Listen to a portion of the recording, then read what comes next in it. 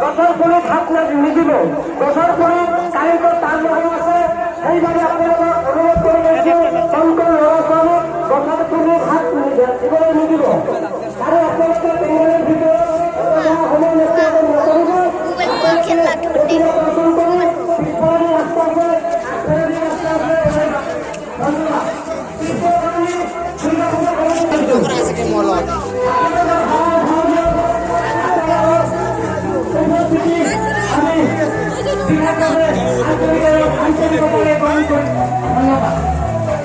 ধন্যবাদ।